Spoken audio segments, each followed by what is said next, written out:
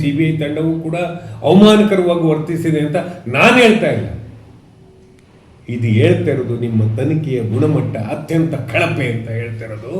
ನಾನೊಬ್ಬ ಸಾಮಾನ್ಯ ಮನುಷ್ಯನಾಗಿ, ಒಬ್ಬ ತಿಳುವಳಿಕಸ್ಥನಾಗಿ ಅಥವಾ ಒಬ್ಬ ನ್ಯಾಯಶಾಸ್ತ್ರವನ್ನು ಓದಿದವನಾಗಿ ಹೇಳ್ತಾ ಇಲ್ಲ. ಇದನ್ನು ಹೇಳ್ತಾ ಇರೋದು ಸುಪ್ರೀಂ ಕೋರ್ಟಿನ ನ್ಯಾಯಾಧೀಶರು. ಕಳಪೆ ತನಿಖೆ, ಇದಕ್ಕಿಂತಲೂ ಕೆಟ್ಟದಾಗಿ ಬೈಯಕ್ಕೆ ಸಾಧ್ಯ ಇಲ್ಲ. ಸುಪ್ರೀಂ ಕೋರ್ಟ್ ಒಂದು ದೊಡ್ಡ ಇನ್ಸ್ಟಿಟ್ಯೂಷನ್ಗೆ ನೀನು ಕಳಪೆ ತನಿಖೆ ಮಾಡ್ತೀಯಾ ಅಂತ ಅನ್ನುವಂಥದ್ದು ಮಾಡಿದ್ದಿದೆಯಲ್ಲ, ಏನಾಗಬೇಕಾಗಿದೆ? ಒಬ್ಬಳು ಅನಾಥಲು ಅನ್ನೋದು ಅಥವಾ ಅಬ್ಬೆಪರಿ ಅನ್ನುವಂಥದ್ದು ಅಥವಾ ಏನೂ ಶಕ್ತಿ ಇಲ್ಲದೆ ಇರುವ ಹೆಣ್ಣು ಮಗಳ ವಿಚಾರದಲ್ಲಿ ಒಂದು ತನಿಖೆ ಮಾಡಲಿಕ್ಕೆ ಬರದೇ ಇರುವಂಥ CBI ಯಾವ ತನಿಖೆಯನ್ನು ಮಾಡಬಲ್ಲದು? ತನ್ನನ್ನು ತಾನು ನೋಡಿಕೊಳ್ಳಲೊಲ್ಲದ ಕಣ್ಣುಗಳು ಇನ್ಯಾಕೆ ತನ್ನನ್ನು ತಾನು ನೋಡದ ನೋಟ ಇನ್ನೇನನ್ನು ನೋಡಿತ್ತು ಅಂತ ನಮ್ಮ ಅಲ್ಲವನ ಬಹಳ ದೊಡ್ಡ ವಾಕ್ಯ. ತನ್ನನ್ನು ತಾನು ನೋಡ್ಕೊಳಕ್ಕಾಗಲ್ಲ, ಮತ್ತೇನು ನೋಡುತ್ತದೋ? ಹಾಗೆ CBI ಕೂಡ ತನ್ನೊಳಗಿನ ಕಳ್ಳತನವನ್ನು ತಾನೇ ನೋಡಲಾರದು, ಇನ್ನು ಮತ್ತೇನು ನೋಡುತ್ತಿದ್ದು? ಆ ಕಾರಣದಿಂದ ಆ ಕಾರಣದಿಂದಲೇ ಗೌರವಾನ್ವಿತ ನ್ಯಾಯಾಧೀಶರು ಈ ಅಂಶವನ್ನು ಹೇಳ್ತಿದ್ದಾರೆ. ಈ ಹಿಂದೆಯೂ ಕೂಡ ಶಾರ್ಲಿ ಅವರು ಹೇಳಿದರು, ಒಬ್ಬ ಕಳ್ಳನ ಮೂಲಕವಾಗಿಯೂ ಸತ್ಯ ಬರಬಹುದು ಅನ್ನುವಂಥದ್ದು. ಅದು ಬರ್ತಾ ಇದೆ. ಮರು ತನಿಖೆ ಅನ್ನೋದು ಅಷ್ಟು ಈಸಿ ಅಲ್ಲ. ಅಂತಂಥ ವಂಚಕರು, ಅಂತಂಥ ಅಂಶಗಳು ಅಲ್ಲಿಯ ತನಿಖಾಧಿಕಾರಿಗಳ ಮೇಲೆ ತನಿಖೆ ಆಗಬೇಕು, ಅಲ್ಲಿಯ ಶಾಂಪಲ್ ಸಂಗ್ರಹಿಸಿದವ್ರ ಮೇಲೆ, ರಶ್ಮಿಯವ್ರ ಮೇಲೆ ತನಿಖೆ ಆಗಬೇಕು, ಮತ್ತು ಅವನು ಸತ್ತೋಗಿದ್ದಾನೆ ಆಡಮ್, ಅವನ ಮೇಲೆ ತನಿಖೆ ಆಗಬೇಕಾಗಿತ್ತು. ಯಾಕೆ ಹಿಂಗೆ ಕಳಿಸಿದ್ರು ಅಂತ. ಆಮೇಲೆ ಎಲ್ಲಕ್ಕಿಂತ ಹೆಚ್ಚಾಗಿ ಈಗಾಗಲೇ ಮಣ್ಣು ಪಾಲಾಗಿರುವ, ಬಾವಿಲಿ ಬಿದ್ದು ಸುತ್ತೋದ ಮತ್ತು ಆ ಸಾಕ್ಷಿಗಳೆಲ್ಲ ವಿಸ್ಮಯವಾಗಿ ಕೊಲ್ಲಲ್ಪಟ್ಟ ಕಾರಣದಿಂದ ಅಥವಾ ಸೂಸೈಡ್ ಮಾಡಿಕೊಂಡ ಕಾರಣದಿಂದ ಇರುವ ಸಾಕ್ಷಿಗಳನ್ನು ಎಚ್ಚರಿಕೆಯಿಂದ ಜೋಪಾನ ಮಾಡ್ತಲೇ ಬದುಕಬೇಕು. ಅದಲ್ಲದೆ ಇವರು ಹೋಗಿ ಸ್ಟೇ ತಂದಿದ್ರಲ್ಲ ನಮ್ಮ ಮೇಲೆ ಮಂಪರು ಬರ್ರ ಅಂತೇಳಿ, ಅವರನ್ನು ಮೊದಲು ಸ್ಕೂಟಿನಿ ಮಾಡಬೇಕು. ತನಿಖೆಗಾಗಿ ಅವರನ್ನು ಮೊದಲು ನಿಲ್ಲಿಸ್ಕೋಬೇಕು. ಯಾಕಪ್ಪ ತಂದೆ ಏನು ಇಲ್ಲದೆ ಇದ್ದಾಗ ಅಂತೇಳಿ. ವಿನಾಕಾರಣ ನಿನ್ನ ಸಮಯ, ನಿಮ್ಮ ಜಾಗೃತಿ ಹಾಳಾಗ್ತಾ ಇದೆಯಾ?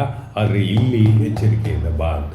ಹಾಗಾಗಿ ಮತ್ತೊಮ್ಮೆ ಸರ್ವೋಚ್ಚ ನ್ಯಾಯಾಲಯದಲ್ಲಿ ಹಂಬಲಾಗಿ ಒಬ್ಬ ಸಾಮಾನ್ಯ ಮನುಷ್ಯನಾಗಿ ರಿಕ್ವೆಸ್ಟ್ ಮಾಡೋದೇನು ಅಂದರೆ, ಆ ತಾಯಿಯ ಎಲ್ಲ ನೋವುಗಳನ್ನು ಗುರುತಿಸಿರುವ ನ್ಯಾಯಾಲಯ ಅದೇ ರೀತಿಯಾಗಿ ನ್ಯಾಯಾಧೀಶರು, ನಿವೃತ್ತ ನ್ಯಾಯಾಧೀಶರ ಮುಂದೆ ಇಟ್ಕೊಂಡು ತನಿಖೆ ನಡೀಲಿ.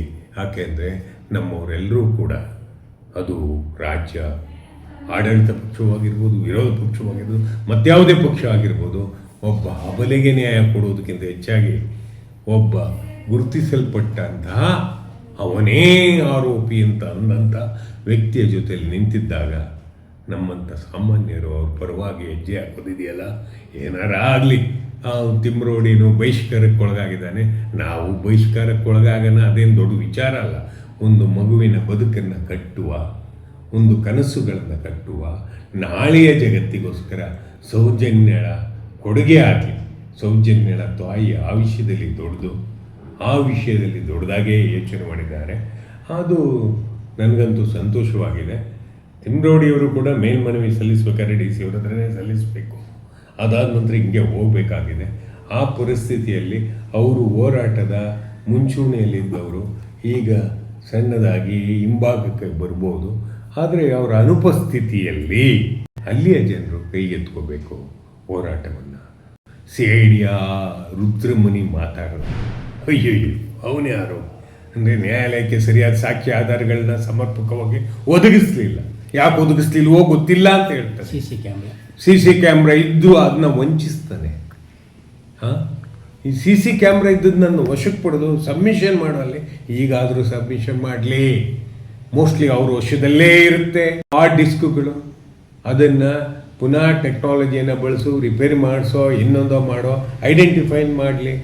ರುದ್ರಮುನಿಯವರು ಅವರಿಗೆ ಗಿರಿಯರಾಗಿದ್ದಾರೆ, ಅವ್ರಿಗೆ ನಾವು ಗೌರವಯುತವಾಗಿ ಸಂಬೋಧಿಸಬೇಕಾದಂಥ ಅನಿವಾರ್ಯ ಸಿಚುವೇಶನ್ಗೆ ನಾವು ಇಳಿದಿದ್ದೇವೆ. ಯಾಕೆ ಅಂತ ಹೇಳಿದರೆ ಆ ಡಿಸ್ಕನ್ನು ಬಳಸಲಿ. ಒಂದು.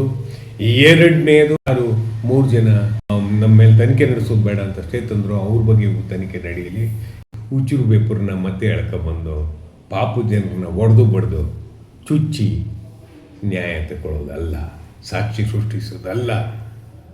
ಮಾನವೀಯ ಮಮಕಾರದಿಂದ, ವೈಜ್ಞಾನಿಕ ತಿಳುವಳಿಕೆಯಿಂದ, ಜಾಗೃತಿ ಮನಸ್ಸಿನಿಂದ ಒಂದು ನೊಂದ ತಾಯಿಯ ಮನಸ್ಥಿತಿಯನ್ನು ಅರ್ಥ ಮಾಡ್ಕೊಂಡು ನ್ಯಾಯ ಕೊಡಬೇಕು ಅಂತ ಕೇಳ್ಕೊಳ್ತೇನೆ.